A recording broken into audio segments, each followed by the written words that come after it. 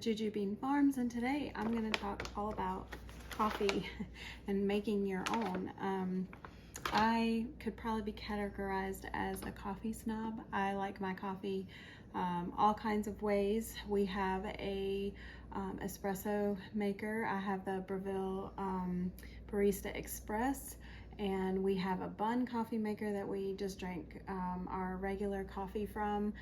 We grind our own beans. We only get whole beans. We don't buy ground coffee. I love French press coffee. I love all different kinds of coffee in all different ways. But I like to also roast my own coffee, and it saves me a lot of money from going and getting freshly roasted coffee, because that can be expensive. So I go to Aldi and I buy this. I guess you could buy whatever you want, expensive, cheap, organic, non-organic, but this is what I get. It's $20 a bag the last time I checked, and it lasts a really long time. So what I do is I measure out about 250 grams of green coffee, and you can see green coffee looks much different than roasted coffee. It even smells just very earthy. And so I buy that and use this to roast my own coffee, 250 grams. The things that you will need to roast your own coffee, and I do a very, very easy process. I always like to make things easy, or I say I won't do them. I have these special bags. I actually found these at Aldi.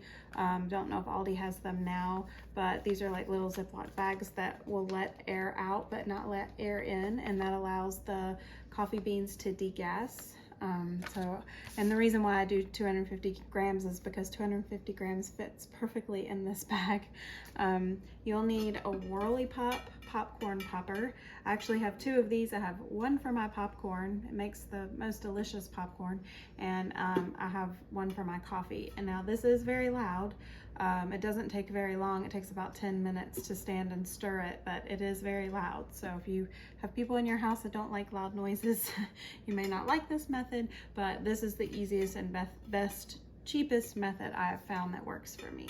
So I have a Whirly Pop, and when your coffee gets done on the stove, you're going to want to have a bowl and a colander, or 2 colanders, which is what I use, and we will take the coffee immediately outside and we will put it back and forth into these 2 colanders to get the chaff off of the coffee when it's finished roasting, because you don't want the chaff in your coffee. So, and then we'll also, after we get done getting the chaff off, you'll want a baking sheet to pour your coffee on, and it's metal, so it's cold, and it'll help cool the coffee down. You want to get your coffee cooled down as quickly as possible. So I will put the coffee in here in the Whirly Pop, and I usually turn it on to about medium high heat.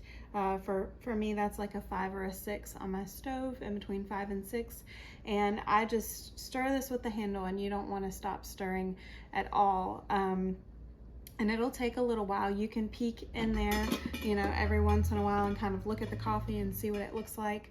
It's green now, but after a few minutes, it'll start to turn kind of a yellow color, and then it'll start to turn a darker color, and you'll hear it just lightly pop, and it actually does kind of sound like popcorn, and then it'll kind of fizzle out and stop popping, and then you'll start to hear it pop again, and that's when I pull my coffee off. I like a light to medium roast coffee, and I don't like my beans to get oily or very darkly roasted. And I mainly use these beans for my espresso machine. You don't have to have an espresso machine to roast your own coffee. You could just want to have good, drip coffee, or use it for your French press or AeroPress, or however it is that you like coffee.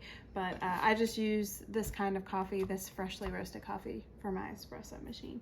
So I'm gonna put the coffee in here. I'm probably going to mute the video and put some music over so you don't have to hear how loud it is for the whole 10 to 15 minutes that it takes for me to roast it in here.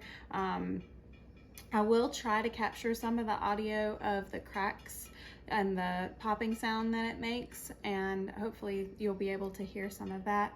And every now and again I will pick this up off of the eye, and I will kind of do this motion to get the coffee beans moved around a little bit more than just the stirring action. So you'll see me do that as well.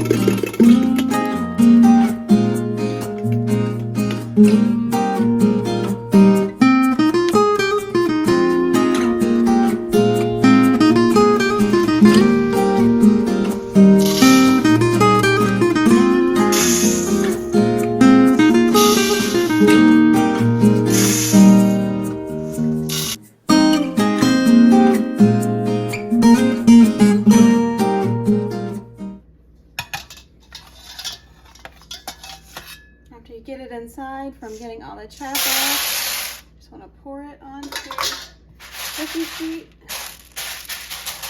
We're trying to get it cooled off as quickly as possible. I also didn't mention, if you are doing this inside, some people roast their coffee outside, but if you are roasting your coffee inside, you want to have good ventilation, because it does smoke up a lot. Now, it doesn't smell bad. It smells like chocolate popcorn, or it just has a very deep chocolatey smell. My whole house smells like chocolate now. It smells really good. But I'm just gonna let this sit on this cookie sheet, and I'm trying to get it cooled off as quickly as possible so the roasting process stops exactly where I want it to for the flavor of the coffee that I'm looking for. Let me turn my oven off.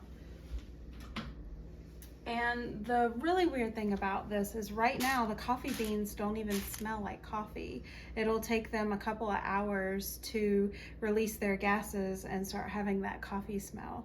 So I probably won't use this for a couple of days. They say to let your coffee degas for about 3 days before you use it. A lot of times I can't wait. Sometimes I use it the next day and it tastes just fine.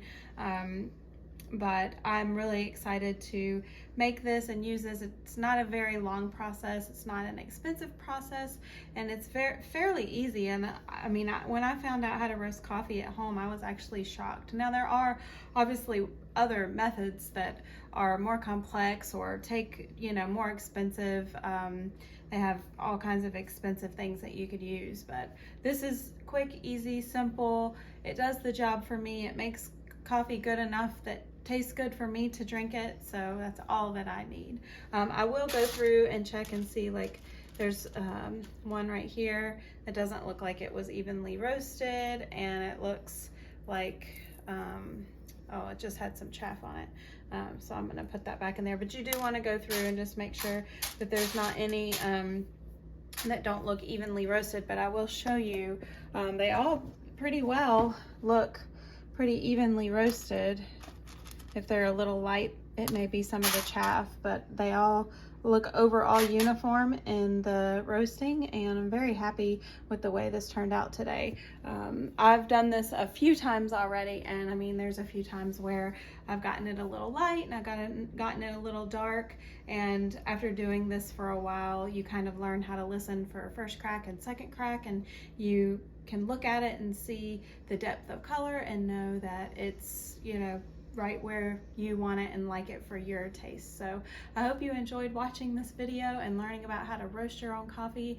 If you choose to do this or if you have any questions, let me know in the comments below. And if you choose to do this, please let me know how the process went for you. Thanks for watching, and I will talk to you in the next one. Bye.